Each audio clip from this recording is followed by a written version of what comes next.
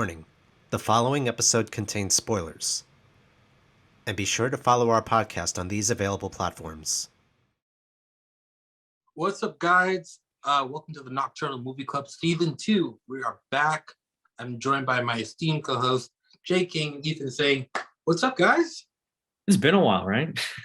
When's the last time we all got together? It's definitely a Disney Plus show. Perhaps. Oh, I actually know. It's the unreleased episode from August.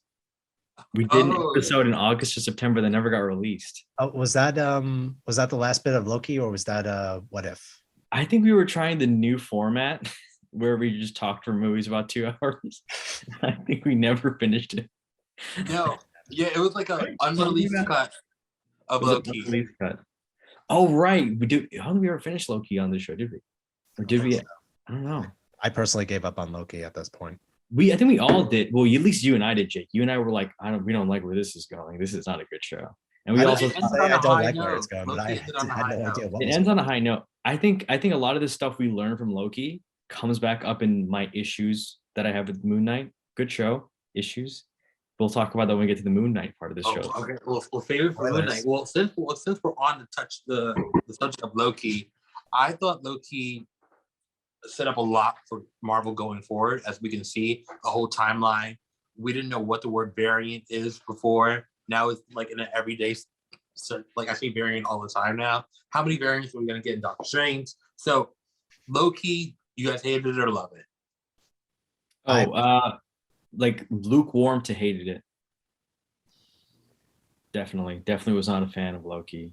And the reason why, the writing, 3rd grade level maybe at best. It's awful. But and also the visuals. I mean, again, 3rd grade looks like it was done with crayon. Awful, terrible. The themes are fine. The ideas were good. The writing was rushed. Well, you mentioned the writing, and then this is the same writer on Doctor Strange and Multiverse of Madness. So good luck then. I'm gonna be so excited. Right. So I know another movie I'm not gonna get invited to review. I'm just like, just want to brace yourself there. It's the same writer. I thought the writing was pretty good. I think I enjoyed a lot of things about the show. It definitely, like, out of all the Disney Plus shows, has the most consequences for the MCU going further. Which unlike the other Disney Plus shows, they're more contained. Where it's just like they could have they're singular stories where you can skip it. Versus I think Loki's kind of required viewing to know what's happening in Marvel going further.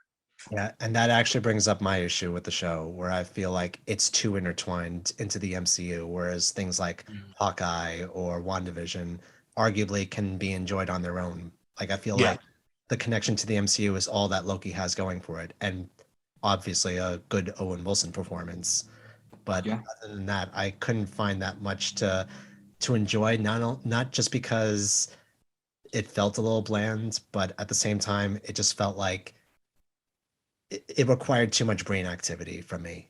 I felt like a show like this should be enjoyed.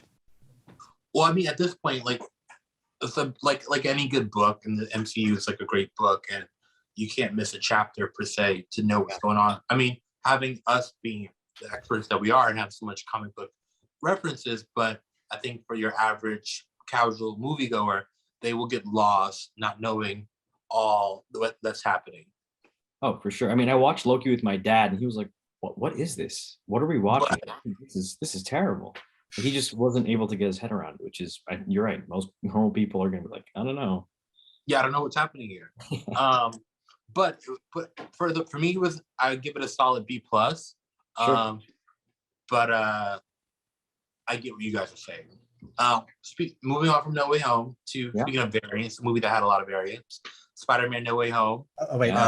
Before we do No Way Home, do we want to do What If? Oh yeah, let's do What If.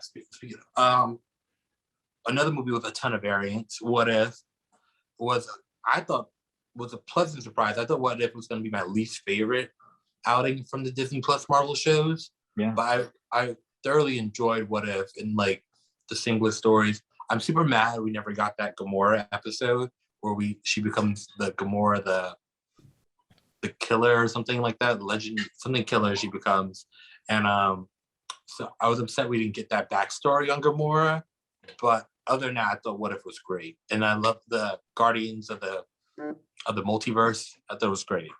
For sure. I thought it was good popcorn bits. Like, it's not that, it's just fun. You just put it on, you watch Yeah, it. exactly. And it's like, it's not that serious. And it's just fun. It's a good show. Yeah. What the funny thing is, I thought What If was going to be my favorite of the Disney Plus shows. It actually ended up being the least favorite of the Disney Plus shows for me. Oh, Interesting.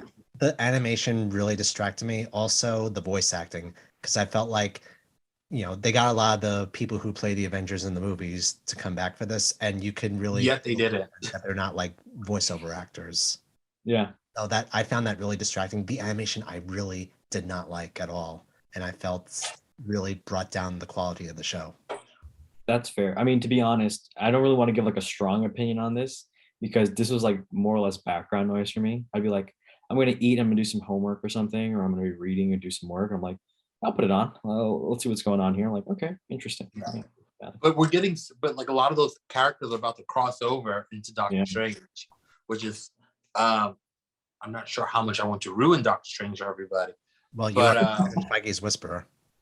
Yeah, I don't know how much I can expose about Doctor Strange, but we'll be seeing some live What If characters. I won't say which ones, but if you want to know, it's out there.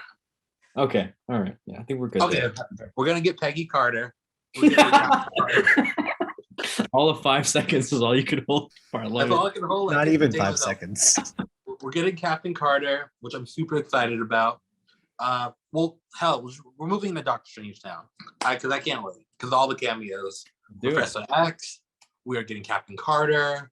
We're getting like 5 different Doctor Stranges, which is crazy. Defender Strange, Zombie Strange, Evil Strange, just regular Doctor Strange. We're getting a couple versions of Wanda, which will be really cool. Yeah. We're getting a multiverse Illuminati, which is amazing.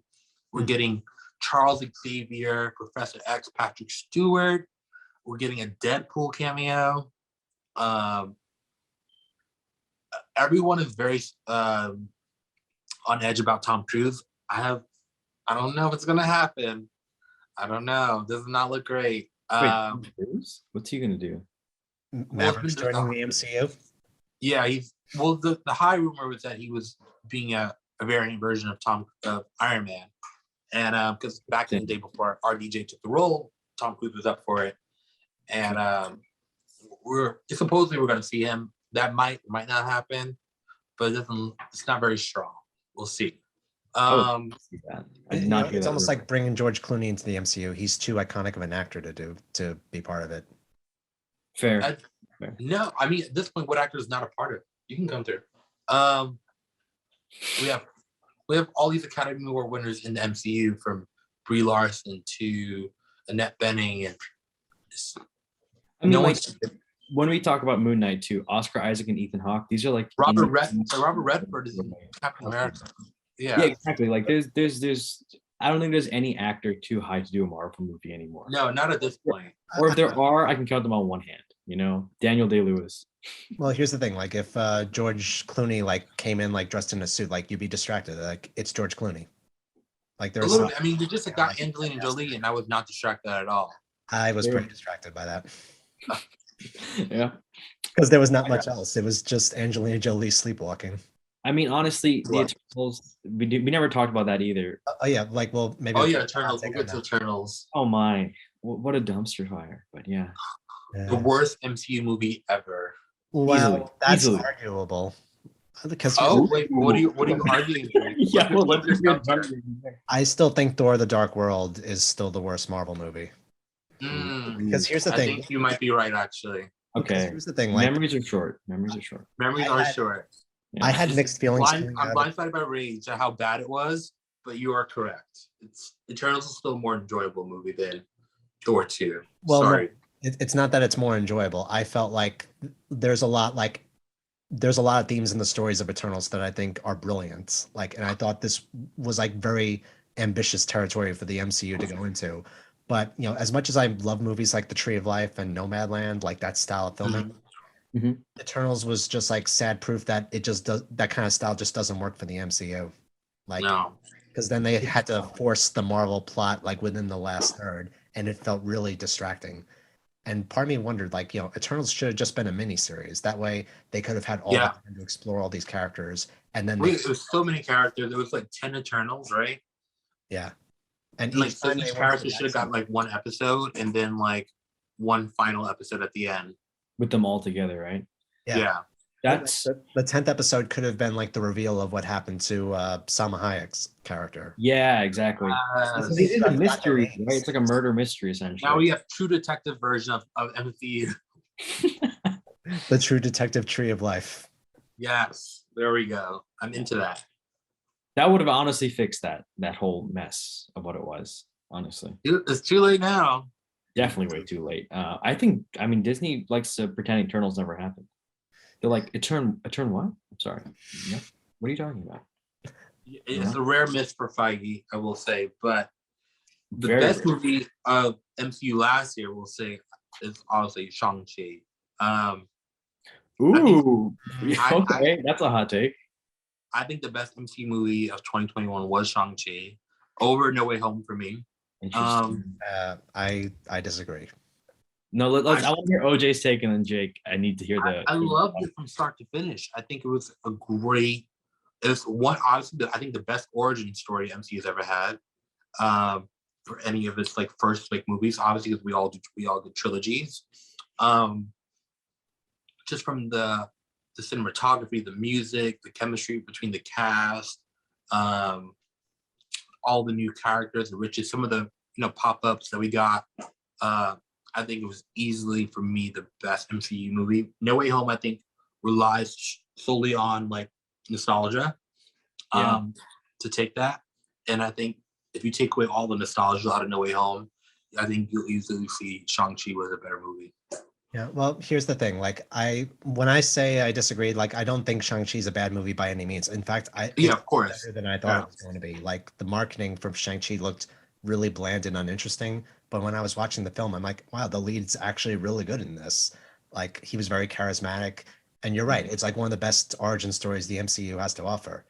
But what I will argue though, like, I don't think Spider-Man No Way Home depends on nostalgia, because if it depended on nostalgia, the what you call it, Tobey Maguire and Andrew Garfield would have appeared for like maybe 2 minutes and then would have left. But they actually Yeah, but those villains popped up early. Those villains were there early. That's not just all Toby and Andrew. No, That's William Dafoe. That's also Doc Ock. no, but the thing is, like, all those characters like actually have a role in the story. They're not just Yeah. there for fan service. Like, No, I mean, obviously, it was a great amount of fan service done in the movie, and thankfully so. I ate it up like it was ice cream. But had it been like a new Doc Ock, a new Green Goblin, a new Electro, a new Sandman, it would have hit differently. Oh, for sure. but I think with Shang-Chi, the problem I have, it's a good movie. The third act, it does fall apart a lot to me in terms of pacing and in terms of quality. I do think that's the problem with that movie, because the first act is one of the best first acts in any Marvel movie, at least in recent memory, for sure. Second act is decent. Third act is out there. The one thing I do love with No Way Home, which I don't think is a perfect movie. I don't think it's like, whoa, the best Marvel movie ever. I don't think that. But I do think it's such a great idea to have older Spider-Man be the mentors for current Spider-Man who's younger. So instead of having like somebody play, let's say, the Obi-Wan to Luke Skywalker in the original trilogy, it's just older Luke Skywalker mentoring younger Luke Skywalker here. And I thought it made for really amazing moments in that movie. Which Well, that's my complaint about MCU Spider-Man this whole time. It's like every movie, it's a new mentor. Like first Iron Man, and then next we have Nick Fury / Mysterio. And now we have like all the Spider-Man plus the villains. Everyone in this movie is taking care of Peter. Even the villains, they're like even Doc Ock and like Green Goblin, they're like his mentor in a way. Like the first half, and in the second half, the older Spider-Mans are his mentor. So I'm sick of seeing Spidey with the mentor. And I just want like a Spidey movie, like where Spidey figures the fuck out. That was my problem with No Way Home as well. Like, he's so stupid in the entire movie. He's so dumb. Like Spider-Man, Right. he's basically a genius, but he has no common sense at all. Like No even that street. scene with Doctor Strange, like you having brainwashed the whole world. I'm like, and you think about it, I'm like, oh shit, you're dumb.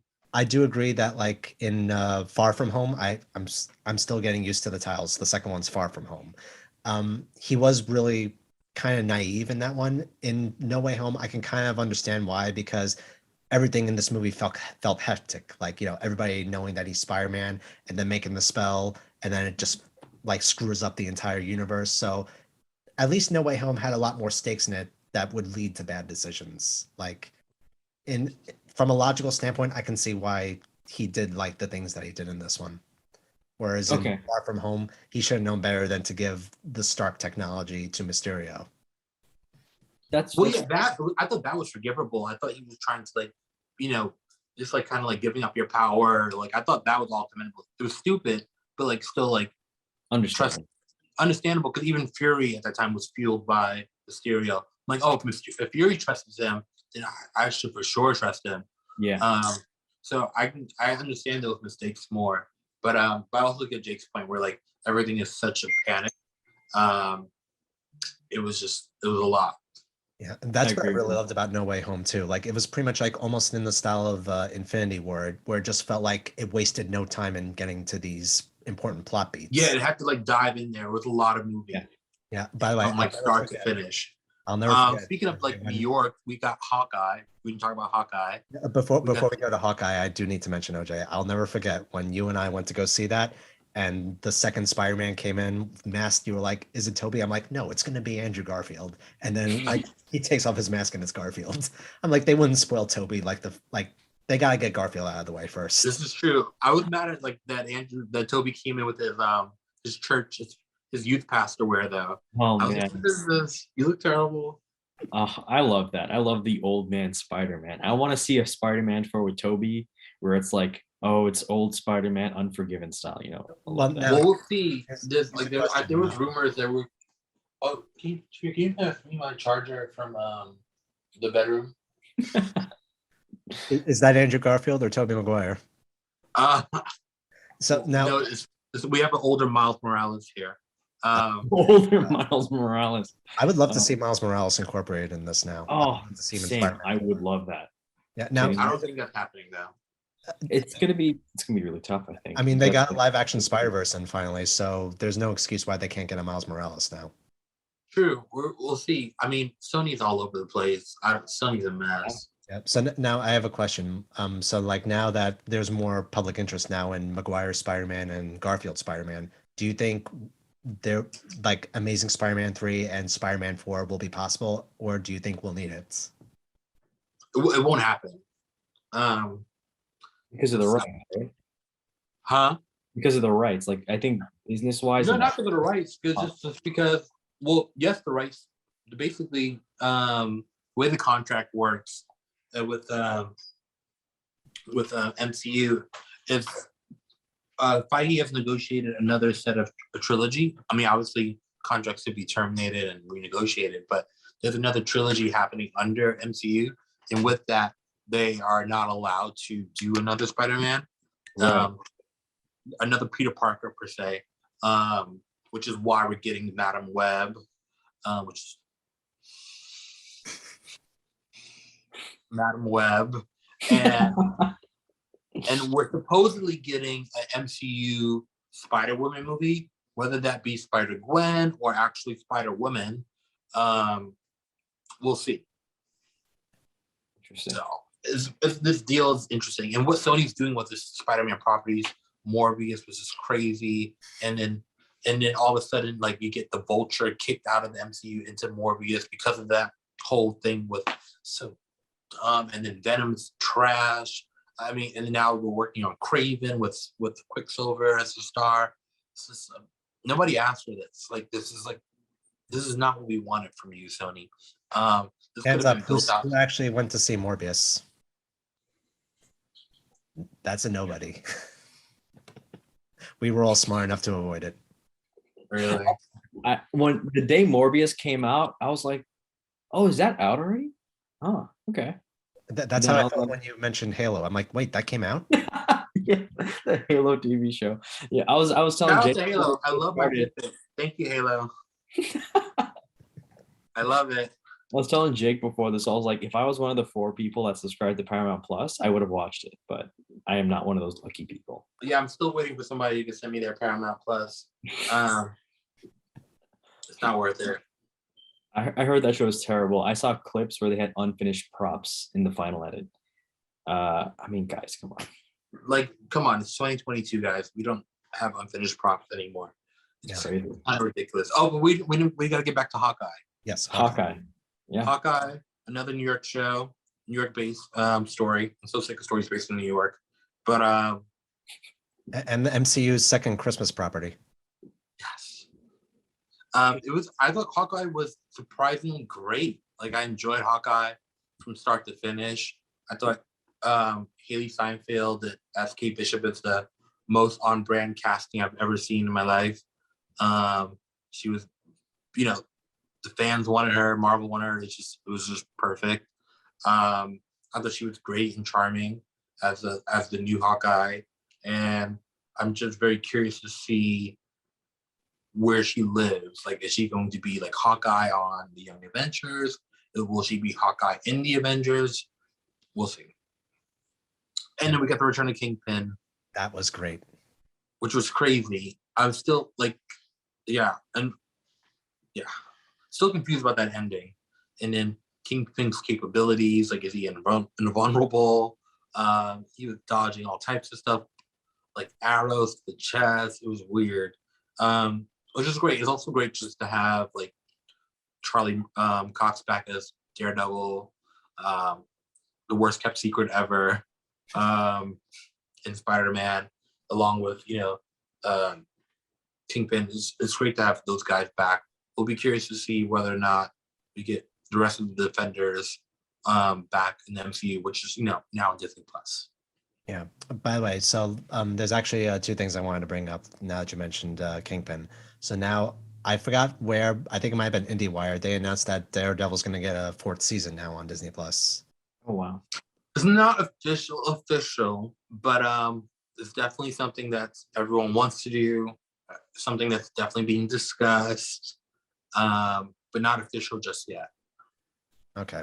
Yeah, I did say IndieWire, but it might have been something else. I'm not sure, but I saw. No, yeah, it was reported by some major trades, but I don't think they reported it like as an official thing yet. So, but now here's the thing. Like, let's say Kingpin stays in the MCU now going forward, like, because we saw how violent he was in the Netflix Daredevil series. I wonder, like, how tamed he's going to be, like, going forward. We'll see. I mean, next up we see Kingpin and Echo coming soon to Disney Plus, which supposedly will be the tee up to Daredevil season 4. So we'll see. We'll see what happens with Echo. Yeah. But anyway, I'm going back to Hawkeye. I actually was surprised how much I really liked this one too. Like the way some of the action scenes were filmed. Also, Yelena from Black Widow came back. Yes. She stole the show in the couple episodes she was in. Elena's a scene stealer. That whole scene with her and Haley and Kate Bishop at the girls' night was brilliant. Oh yeah, when she grabs the hot sauce and it's just like, hi.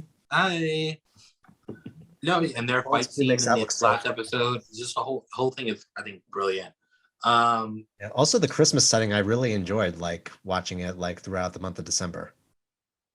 Oh like, yeah, I love it. Really caught New York City at Christmas time well in that, especially with like the scene around Rockefeller Center. Oh yeah, I thought it was cute. And it was just good to see Clint have his moment too.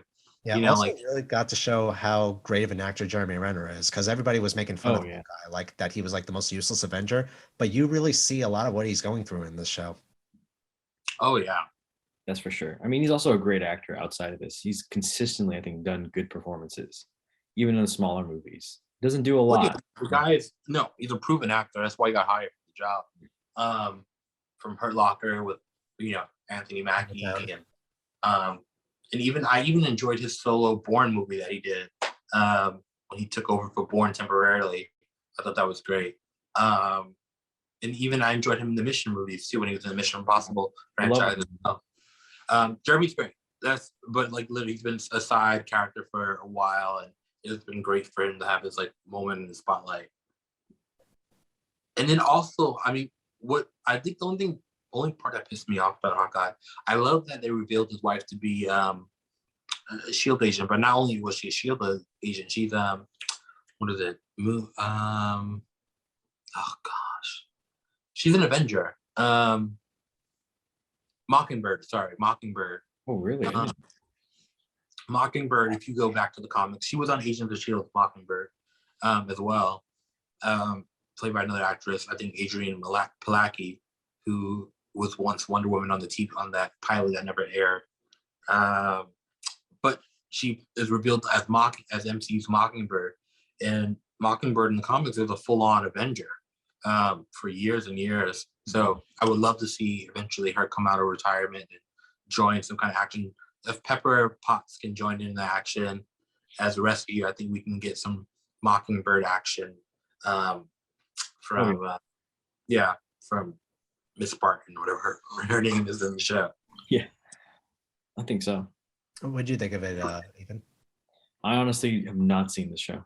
I forgot Hawkeye was a show. Honestly, You'll have to during that time where I was like, I'm like, you guys know, it's been like a really busy couple of months. So I've been like cramming all this Marvel stuff like over the past weekend. Like I saw No Way Home last weekend, 1 week ago in April. Ethan, so I was like, Hawkeye. You're almost fired. I know. Hawkeye is the only thing I think I missed. I remember my dad said it was amazing, and I was like, okay, cool. And then, then I asked him, like, was there anything major you think you should see from that? He's like, I don't know. I guess not. I'm like, okay, I'll put that on. No, it's nothing major. Like, like I said, like the other Disney Plus show, it's self-contained, but it's enjoyable watch. Yeah, enjoyable. I got to put that on I got to get time to watch that because. Well, it's gonna have to be Christmas time now, other's it's gonna feel weird. Oh, yeah.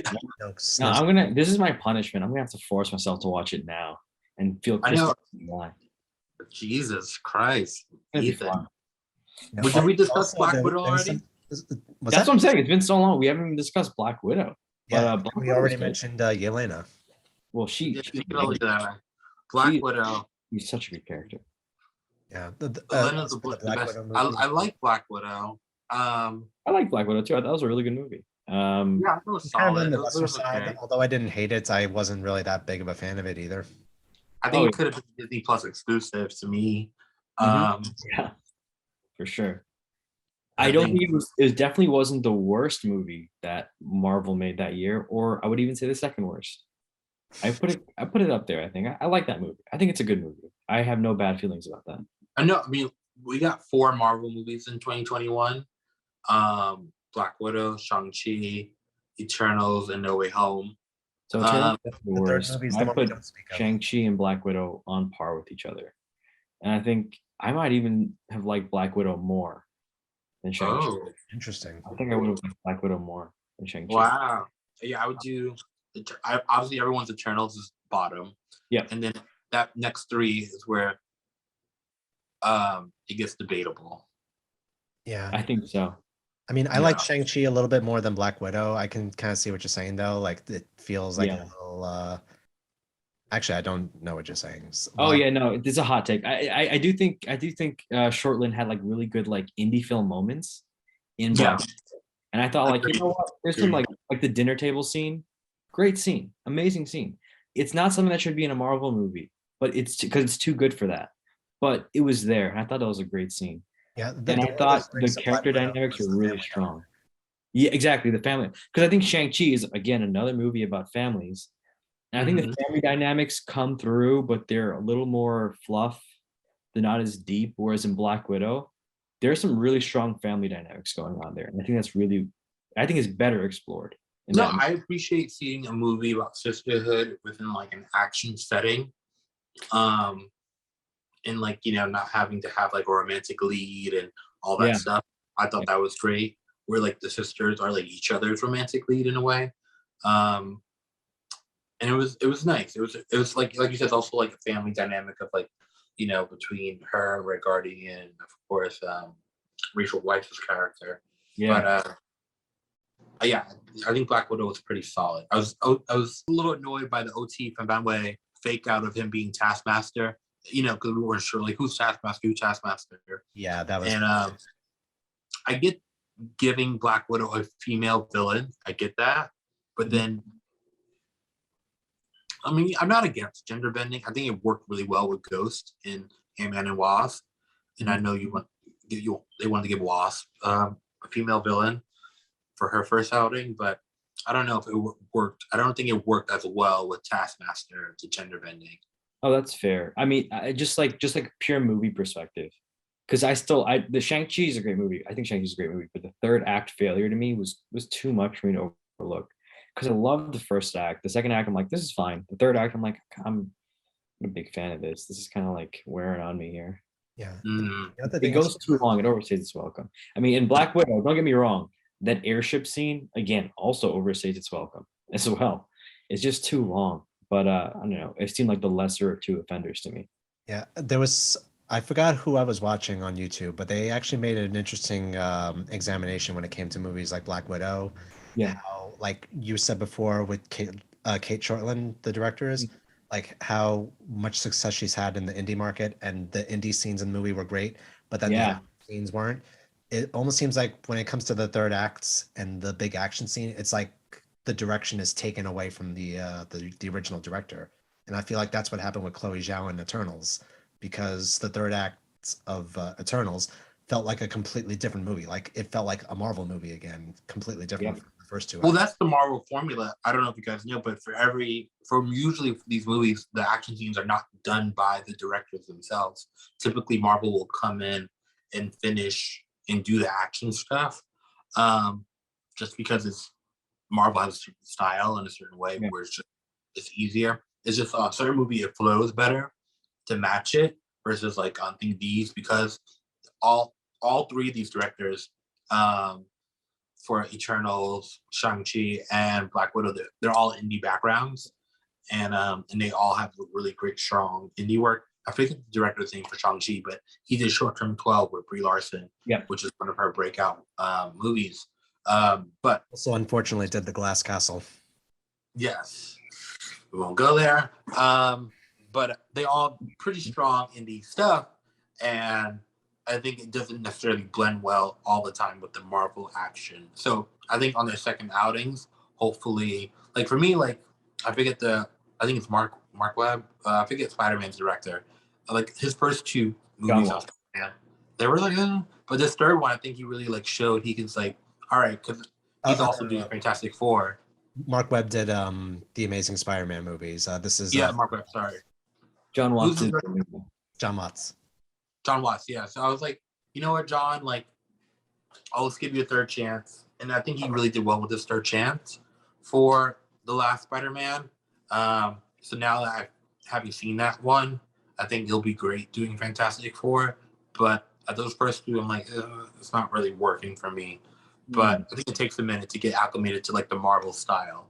Yeah. Very few people come in like out the gate, like killing it with the Marvel style. I think Ryan Coogler is probably like one of the few, but we'll see. Yeah, the only thing I worry about with John Watts is I hope he didn't get burnout with No Way Home, like going into. Well, we won't be getting Fantastic Four for a while, so either way, though, Yeah. Either way, I mean, everything is in pre-production, but we haven't even been casting yet. I'm involved. Has not been casted yet. So we'll see. I think John Watts was a lawyer or training to be a lawyer, like went to law school or something before he became a film director. I think burnout and preparing for that is something he should be fine with. I wouldn't worry about that guy. It's interesting, like how some directors like were in a different occupation before becoming acclaimed. Like Tom Ford of Nocturnal Animals, he was a fashion designer before that. Yeah, exactly. Oh yeah, still is. Tom Ford is still huge. Yeah. What's the next part of this show? You guys want to do Moon Knight next? Okay. So you guys have now seen the first two episodes of Moon Knight. Yes. Yep. I think Oscar Isaac is fantastic in the role. I know there was a lot of complaints about his casting. But I think the actor in Oscar has really like prevailed here, and it really shows, and like I think adds extra layers to the character that could be otherwise could go pretty wrong in the wrong hands, especially when you do multiple personalities. I think it's working. It's working for me. We haven't gotten enough Moon Knight yet, which is my complaint. But I also know how expensive CGI can be. But so far, I don't hate it. I'm not like not like my favorite two pieces of television, but I'm enjoying it. I agree. Also, CGI must be really expensive because they don't want to spend any money on it, apparently.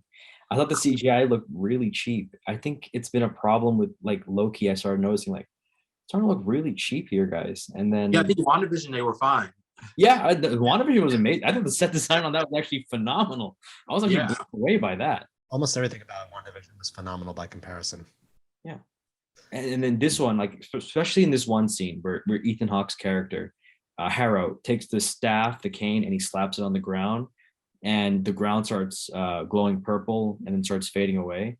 Like if you just look at that for more than a few seconds, you would think you're in the year 2002. It is horrendous looking. It looks so bad. It reminded me when I was a kid and I'd watch sci-fi movies on the Sci-Fi Channel. No. It looked like sci-fi original. It was that bad. I will stand by it. It was so bad. Well, But I don't know if it would be that bad, but it's definitely like the fact that it even gets close to that is not a good sign. It's like, yeah, maybe I'm exaggerating. I'm kind of hyperbolic, but it my was goodness. kind of like, I don't know if you guys ever saw the Marvel Runaways on Hulu, but it was kind of like reminding me of like that budget. I was like, like it's a step above Agents of Shield, but like not movies. Yeah, definitely. Well, the thing is, like, they keep traveling to locations, and those shots are all amazing, and the quality Yeah. there, it's there, right? The quality is Yeah. there. The CGI is not there. And then again, Oscar Isaac to me again is probably the best performance in a Marvel product in recent memory. I think at least 5 years.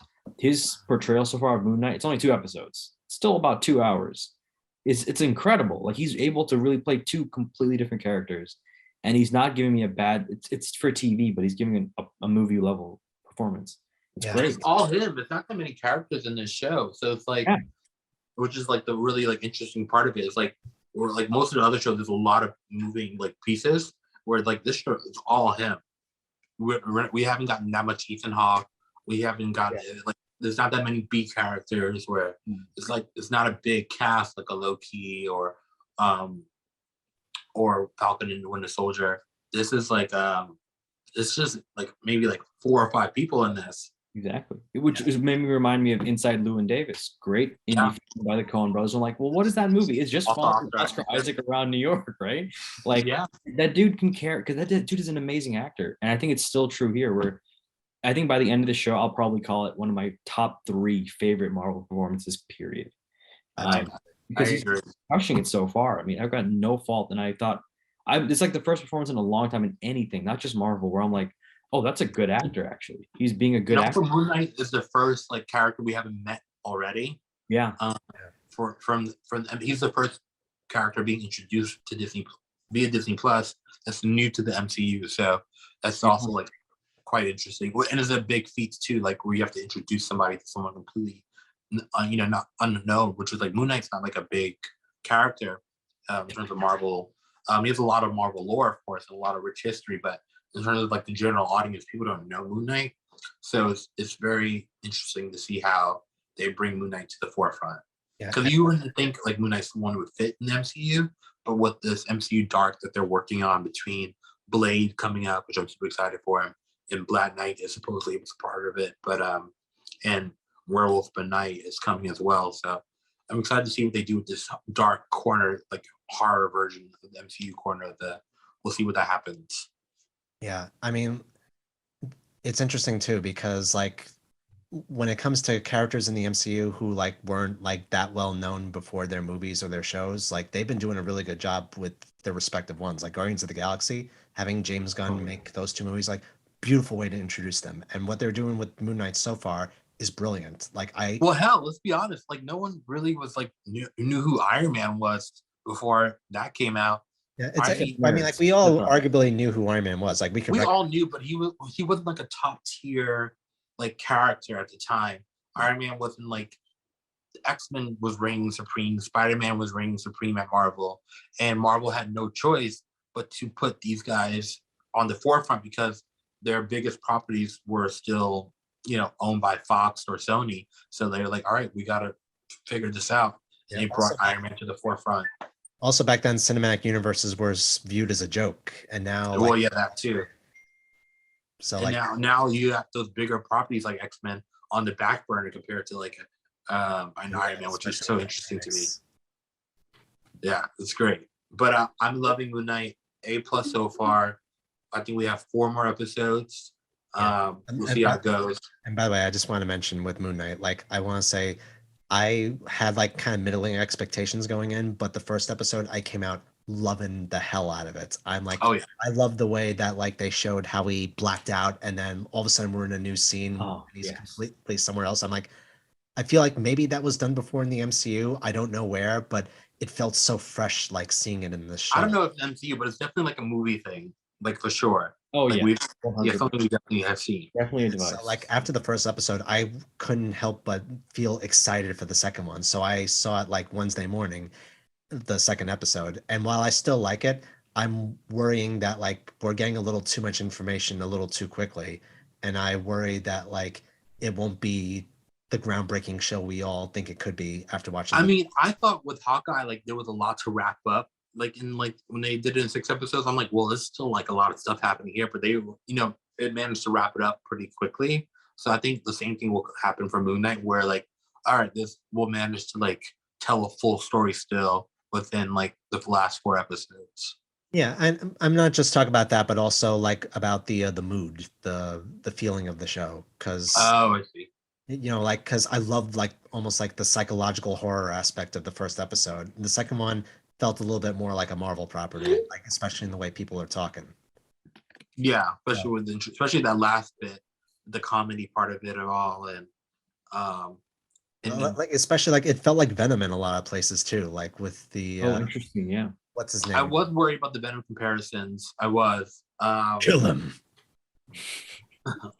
But so far, it's different. But I think I can see people comparing to Venom as well. Yeah, I mean, I'm still excited to see where it goes. I just like really want them to retain that feeling the first episode had. I agree. Yeah, I agree. And then next up we get Miss Marvel, which I can't wait. That's the next one that's coming out. Oh, that's Marvel Disney Plus. I think we'll get Doctor Strange 2, right? Doctor Strange 2, then Miss Marvel. Okay, that makes sense. Yeah. All right. Basically, when Moon Knight ends, I think it's only like another week or 2 before Doctor Strange. Yeah. They're all starting to coincide a little closer now. It's getting crowded. It's getting crowded, gentlemen. Now I wonder if we're gonna get like even more Marvel fatigue at this point. We'll see. I mean, Ethan's already missing appointments. I missed one. I missed Hawkeye. I already missed that. You're already skipping chapters over here. I'm gonna catch up. Don't worry. I'll make it. I'm catching up slowly but surely. I do have a question for you, OJ, about Hawkeye. So would you argue that it's so self-contained that people can watch that show every Christmas season? Like it, do you think it has rewatchability? Yeah, and I think that's what Marvel was trying to do with Hawkeye. I think they wanted that property you can like watch every. It's now Hawkeye is on my list to watch each Christmas season now. Just the heart of it, like because it's self-contained. I think it's what Marvel was going for with and even kind of just like the whole Disney branding of it all, like the way it's structured. I think it's definitely something you can watch every Christmas. It's quite lovely. Yeah, it's not like a tearjerker, but it's very lovely. Yeah, that's the thing. Like you're only gonna get like maybe 1 or 2 tearjerkers out of the MCU, I would argue. But like as long as it's enjoyable, that's all. Sometimes it really needs to be. Yeah. No, I'm saving all my tears for Black Panther 2. Yeah, that's going right. And in fall. Do we? I think November. Right. Do we have an outline or a story synopsis or? Yes and no. So but we don't. Okay, I get it. I don't know how much Black Panther 2 I want to ruin for the audience, but I will say we're getting Namor. We're getting Namora. We're getting Riri Williams, which is Ironheart. And if you guys don't know Namor, he's Marvel's Aquaman. That's right. Yeah. I remember you mentioned that on an earlier episode of this podcast. Yeah, I, there's a lot of Marvel stuff we discuss and it just goes out. I revealed that a while ago, I think. I'm starting to think that a lot of our episodes before were just your reveals. I think honestly, a lot of it's just the spoiler cast. Is what it It's is. very spoil. I do a lot of spoils. I'm sorry, guys. It's good. We should have put a spoiler warning right before this episode. Oh yeah, please put spoiler words all over this episode. Yeesh. That's all I reveal now. But it's going to be we're getting a female villain in the version of Michaela Cole from I May Destroy You. I don't know if you guys know that show. And When she did that also come of out? Chewing Gum. Huh? I May Destroy You. What year did that come out again? It came out in 2019, 2020 perhaps on HBO. She also had that show Chewing Gum, which is amazing. We're getting a lot of great things. We're gonna get like a beautiful send off for T'Challa. We're gonna get a Shuri Black Panther. There might be a second Black Panther. You know, we're getting a lot of good things. So it's going to be definitely like the send off is going to be pretty. Bring the tissues. Yeah, because like with Chadwick Boseman's unfortunate passing, like I would imagine like everybody was getting frantic with like how they were gonna have to rewrite this movie in a way. There's still some behind the scenes drama about like not recasting him, but some of the fans are still petitioning for that to happen. But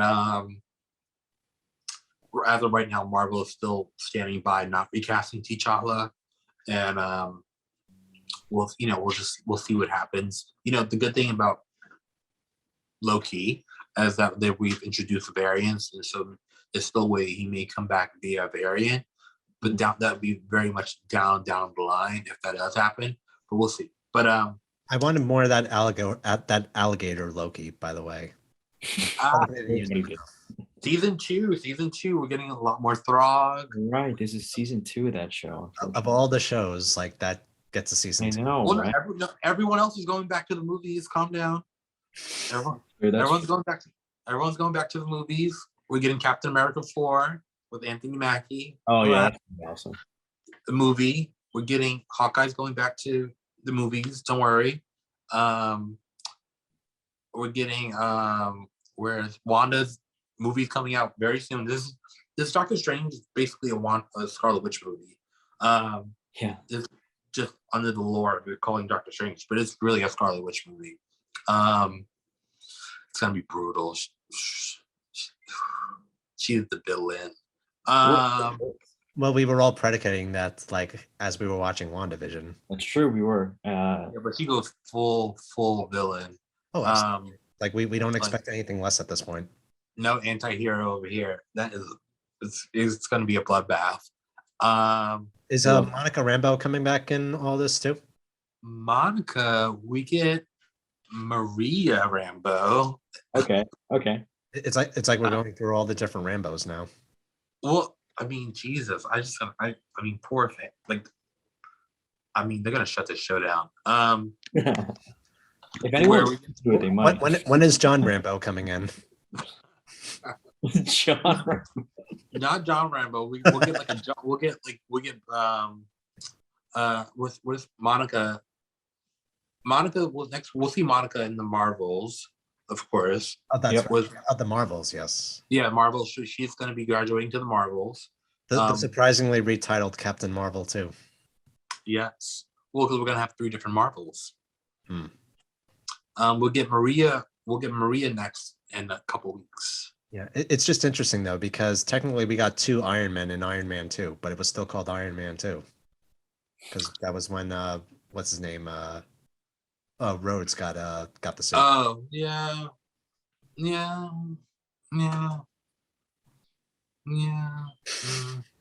Well, it's different because Iron is not in War Machine's name. It's War Machine. That's what it was. It'd be different. It'd be a different story. But whereas like we're getting Captain Marvel and Miss Marvel, so it makes sense. The Marvels. Okay. And obviously Monica Rambeau was the first Captain Marvel before Cara Danvers. So it makes sense. But she'll either be Photon or spectrum one of those names. By the way, Yeah. while we're on Monica Rambeau, like, so we saw in WandaVision somebody coming back from the blip. We saw in Mhm. Hawkeye like what happens when someone's blipped and then coming back like in the same scene. What'd you Yeah. guys? I loved it. I've seen many like Oh, montages of like you know, putting those together, and then even the No Way Home blip where it shows those kids coming back. Yeah. It's great to see like how that looks. I think it's super cool and interesting.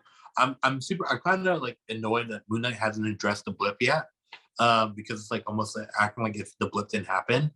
That's true, yeah. But maybe we'll see in another episode. We have 4 episodes, but it's very interesting to see how the blip is and all the comparisons to it with the pandemic, and it's just always very perfect timing. I think just like the pandemic, they forgot the blip ever happened, right? It just kind of moved from it.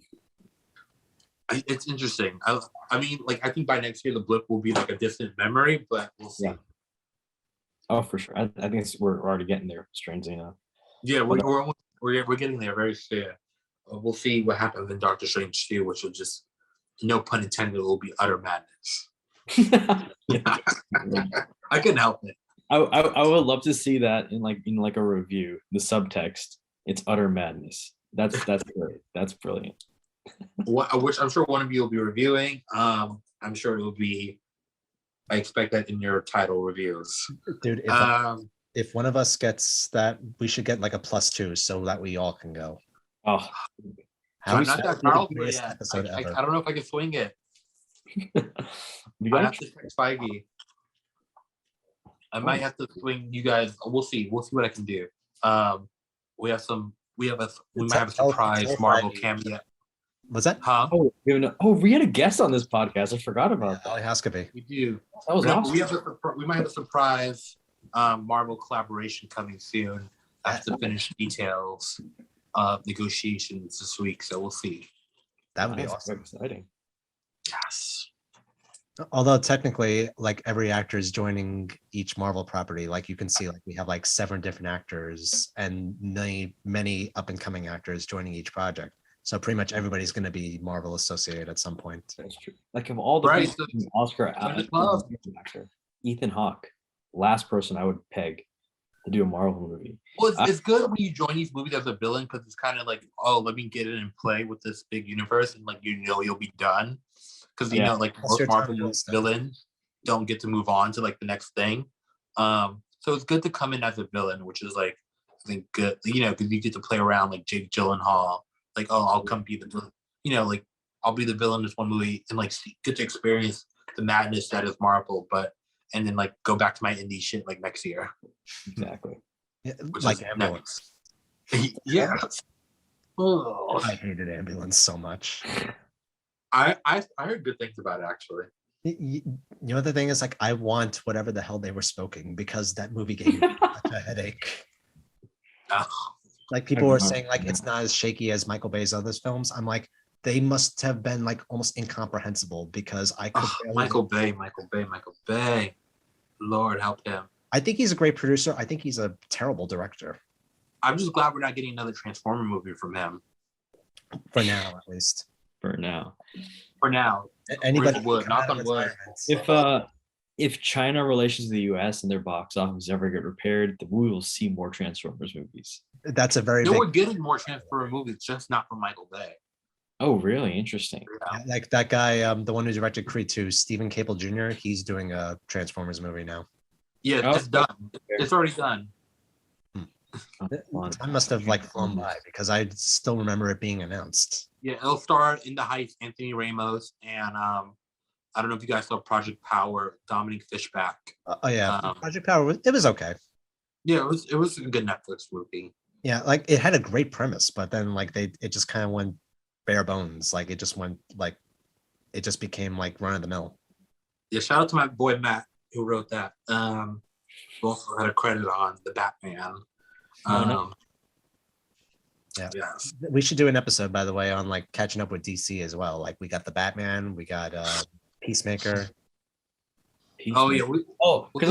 What else has DC done? It's been kind of quiet. DC, the Batman. We have Young Justice that's airing right now. last season of Titans and stuff was just airing, and just all the pushbacks we got coming this year. We have Shazam 2, maybe. Yeah, and Right, that's true. That is this year. Shazam 2 is coming, and then because of everything structured, it's a mess. And then we have the merger that's happening with Discovery and Warner. Yeah. It'll be Discovery, Warner. It's a mess. It's a mess. Yeah, you know, it's interesting. But that's a great way to end it, guys. Yeah. One thing I do actually want to mention, it's funny, like how, because me and Ethan, we were talking before about how a lot of movies fail to leave a lasting impact. We know more about what's going on behind the scenes with the studios than what happens in the actual movies themselves. Right, which is a problem. When the behind the scenes drama is more interesting than the movie, then that's a problem. You just need to do a movie about the drama behind movies. Oh, Yeah. I'm sure this will be a great movie. I was gonna say, Let's see the behind the scenes of what happened on The Power of the Dog. I like The Power of the Dog. You like that movie? Why? What did you like about it? I want to hear this. The animation. The animation? Wait, what are we talking about? Oh here? no, sorry, not the animation. I'm sorry. I'm thinking The of animation. I was gonna Yeah, say, wait, what? I'm thinking of the wrong movie. That's the wrong movie. Wait a The second. wrong movie.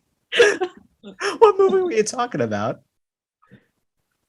You don't know it won the Oscar. That's why I was like, I like The Power of the Dog. It was like a totally different movie than you. It's about a bunch of dogs. Oh, okay. I would have Uh, liked that movie more for sure. which Yeah. was the one about the bunch of dogs. It was like a clay animation. Oh, okay. Was I it don't an remember animated much short of it. film or something? Huh? Was it an animated short film? No, it was like a animated feature film. It won best picture, won best animated picture. But But it was like didn't a it couple count on years this ago. year? Oh, Oh, a couple of years ago. Yeah, Right. it was like Oh, it was a few years ago. Oh, But not- are you talking about Isle of Dogs? Yes. wait, That was was Isle of Dogs. That was Wes Anderson. yes. Yeah. How am I blanking on this guy's name? Yeah, Isle of Dogs is a great movie though. I love that. Yeah, I was thinking of Isle of Dogs. Sorry. Yeah. No, Isle of Power of the Dogs Dog. is definitely No. a much better movie than Power of the Dog to me. Power of the Dog is just slow though. It's got problems. Yeah. By the way, It's- did you notice, speaking of Wes Anderson, he got like no love this year from the Oscars. Zero. I mean, no one saw his movie, right? I did, and I did. I fell asleep Oof. I actually, several times. I At actually, least you saw it. So I I had no actually went choice. to, I had to vote. I mean, like, Oh, I you're a was- voting member? You're an Oscar voting member? no, I'm on Critics' Choice. Ah, okay. I'm on Critics' Choice, SAG, and BAFTA and AFTA. Oh wow, that's a lot of them. What were you saying? Jared? Yeah. what I was gonna say was, I remember that the day I saw it, I went to a friend's wedding. They invited me to the reception, but I blew it off just so I can go and see that. Oof. Great decision, by the way, I will say. Interesting. Okay. Oh, right. I thought you were doing that for Power of the Dog, and I'm like, Oh, no. oh, what a way to kill a Heart night, dude. I'm Dispatch. sorry about that. No, Right? However, Terrible. I just watched it on Netflix at home. Oh, okay. Perfect. That, no, I that, can't that go to makes- the theater for everything, sadly. yeah. Oh my gosh. We want to go over movie news real quick. So from Oscar Isaac, we go to the actual Oscars. The slap heard around the world. Yeah. I mean, it was 2 weeks ago, and it feels like it was several years ago already. It feels like a lot of time has passed. And Will it's- Smith has been banned for the Oscars for the next 10 years. Which He cannot is vote basically a on slap on any the wrist. awards, but he's allowed to keep his Academy Award. And he could be nominated in the future too. And can be nominated, but probably not likely. yeah. As it's just not likely. I mean, also, is he like is he such a good actor that he's gonna win another Oscar in the next 10 years? Well, yeah, possible. he's been nominated 4 times. He's been nominated 4 times. Yeah, 3 times, sorry, 3 times. That's he got nominated for more than I Ali, would have thought, though. Pursuit of Happiness. Okay. What else? Ali, Pursuit of Happiness, and now King Richard. Okay. That All was- right. You know, actually, when you say it like that, it's very believable. I forgot his filmography, honestly. Yeah. Everything I knew about Will Smith has literally been wiped clean, and And all I remember now is the time he slapped Chris Rock. That's all I remember know him for now. And all the memes. It's bad. It's bad. Slap of Bel Air. That's all I know him for. Yeah. Yeah. That's it. I actually like Bel Air on Peacock. Oh, they redid that. I never seen that either. The dramatic reinterpretation. Seems I actually really like it. interesting. Okay. Yeah. I don't know. On Peacock. It's weird. Check it out. Yeah, I mean, like I don't doubt that it would be really good, like in a lot of places, but it's just weird that like it's a dramatic reinterpretation of a sitcom, so you're always going to have something to compare it to. So yeah, but it's good. It's a nice, it's an interesting watch. It's definitely a very different take on the original, but it's not bad. But back to Will, I think the part that angers me the most or saddens me the most about the whole thing is just the that moment. He took away everyone else's moment that night that I worked so hard to like win their Oscar, all the other winners that night. especially no one for Coda, like that was a win for the deaf community. But Coda, Jessica Chastain getting her first Oscar, Ariana DeBose. Yeah, forgot about that. Huge win. Huge win. Ariana DeBose being like essentially a former contestant on So You Think You Can Dance, and now an Academy Award winner, essentially Jennifer Hudson 2.0. But by the way, I just want to mention the one who played Maria in this new West Side Story. I was mad that she didn't get nominated because for her first film, she did a phenomenal job. Oh yeah, she was amazing. I thought she was great. The whole, even the nominations itself were interesting. Yeah. Definitely a few snubs for sure. He just kind of just like he eclipsed their whole night. Their night will now, everyone will forget their part of it, and it will just only be remembered for this night. So I think that's unfortunate, and but this is such as life, and things happen, I guess. Yeah. I remember the day after, when the internet blew up with the news and all the jokes and the memes, a friend of mine posted something that I think sums it up best. He said, I guess Will Smith never sat in the front row at a comedy club before. I guess not. It's just all around just bad news. Yeah. He's also in a tough relationship, a publicly very tough relationship. So there's 1,000 excuses that could be said. There's 1,000, reasons to condemn him. It goes both ways. And by the way, that's what really confuses me about this. Everybody's like this. Somehow people are divided on this issue. Yeah. Like they were like, he's the funniest to me was, I would think, Tiffany Haddish. She said it was the most beautiful thing, him coming up and slapping Chris Rock. I'm like, aren't you a stand-up comedian too? Yeah, but you also think about her, like her relationship with the Smiths is that she's really close with them because they were a girl strip. Oh, that's true. But so there's ways you don't publicly condone your friends, no matter how wrong they are. It's just not something you do. That's fair. Well, it's not about condoning. It's just about the way she phrased it. I wouldn't have used her phrasing. Definitely, I think she went a little bit overboard on that phrasing. But but I get why she would be in support. You kind of just have to be politically correct. It was an unfortunate event. I'm hoping everyone finds healing. Yeah, but it's kind of what you say in that kind of situation. That is exactly what I am saying. Given that she has a career in stand-up, Well, yeah, she has a career in stand-up, and she just had a recent controversy herself of getting a DUI. Interesting. I did not know that. She took a strong stance. Yeah, honestly, my favorite take on it was Ricky Gervais. He just doesn't give a shit about anybody else's feelings. He just says it matter of fact. It was the last thing I'm sure anyone ever expected to happen. It got definitely, the Oscars have never been talked about so much ever. Not in the last 20 years. So I mean, Nielsen said that right after the slap, the viewership went up by 500,000. For television, that's a very significant number of people. That's crazy. Yeah. Gentlemen, I will see you next week on Sunday. We'll be back, Nocturnal Movie Club, Thank you guys for joining us. We'll be back next week reviewing Moon Knight episode 3, as well as our Warner recap. It's a lot to discuss there. We'll see you guys next week. See you next week. Bye.